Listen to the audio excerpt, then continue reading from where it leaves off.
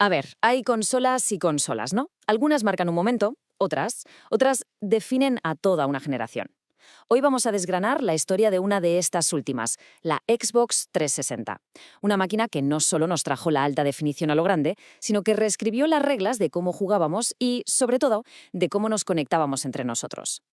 Y es que esta frase lo resume todo a la perfección, porque hablar de la 360 no es solo hablar de cables y de un trozo de plástico. No, no, es hablar de un cambio cultural en toda regla, uno que sentó las bases de, bueno, de casi todo lo que hoy consideramos normal en el mundo de los videojuegos.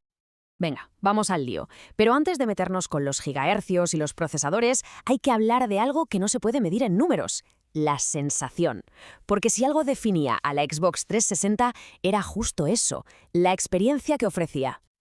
Uf, es que cualquiera que tuviera una SNES sabe perfectamente de lo que hablo. Solo hay que cerrar los ojos para oírlo. Ese zumbido tan característico al encenderla, ¿verdad? Y justo después, ese remolino verde que aparecía en la pantalla. Era como un ritual, era la señal de que estabas a punto de entrar en otro mundo. Para millones de personas, ese sonido es, vamos, la banda sonora de la nostalgia.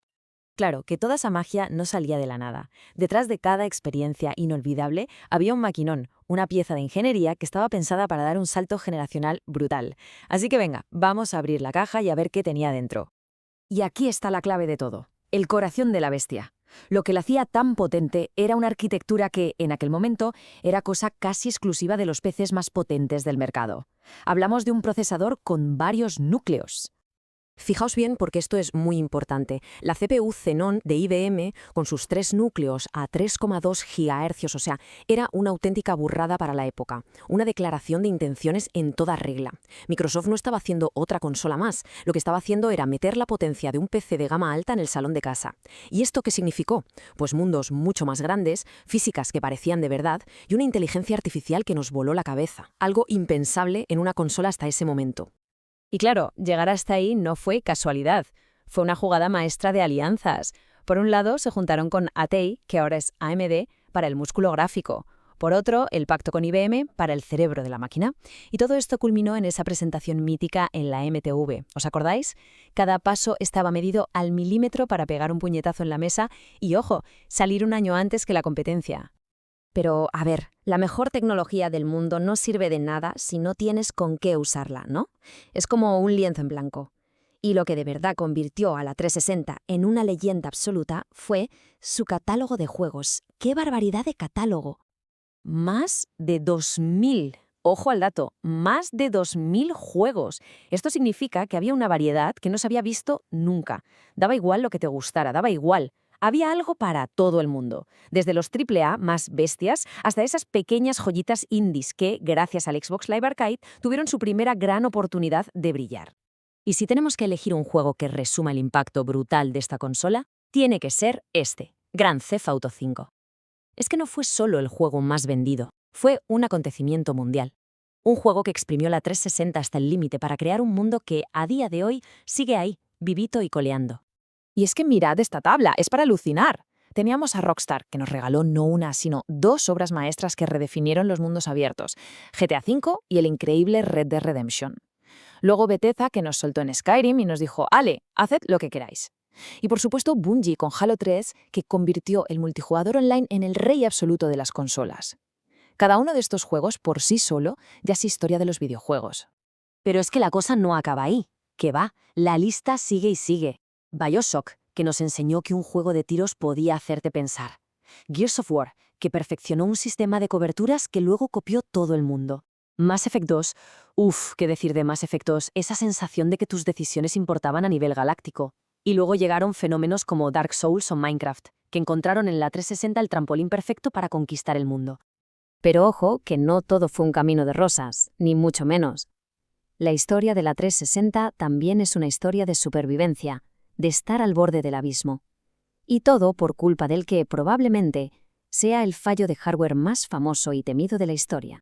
Y es que para los que compraron la consola al principio, esto no es ninguna exageración, era un miedo real, un pánico que no estaba en el juego, sino en la propia consola, en su botón de encendido. Imaginaos la escena. Vas a encender la consola, con toda la ilusión. Y de repente, en lugar del aro verde de siempre, 3 luces rojas, parpadeando. Era el anillo rojo de la muerte. Y no era un aviso, no. Era una sentencia de muerte para la consola. Significaba que había un fallo general de hardware, casi siempre por sobrecalentamiento, que la freía por dentro. Y para quien estaba jugando, bueno, significaba que se había acabado. Fin de la partida, para siempre. Y aquí es donde la historia pudo cambiar para siempre. La reacción de Microsoft fue clave. Podían haber mirado para otro lado, pero no, dieron la cara. ¿Qué hicieron? Ampliaron la garantía a 3 años para cualquier consola con este fallo. Una decisión que les costó, ojo, más de $1.000 millones. Una auténtica locura de dinero. Pero fue esa decisión la que salvó la confianza de la gente y, al final, la que salvó a la propia consola. Y la cosa no se quedó solo en el dinero. A la vez se pusieron a rediseñar la consola sin parar. De los primeros modelos, que eran los que más fallaban, pasaron al modelo Elite, en negro, que molaba mucho. Y ya después llegaron las versiones Slim y Light. Y estos rediseños no eran solo para que fuera más bonita, no.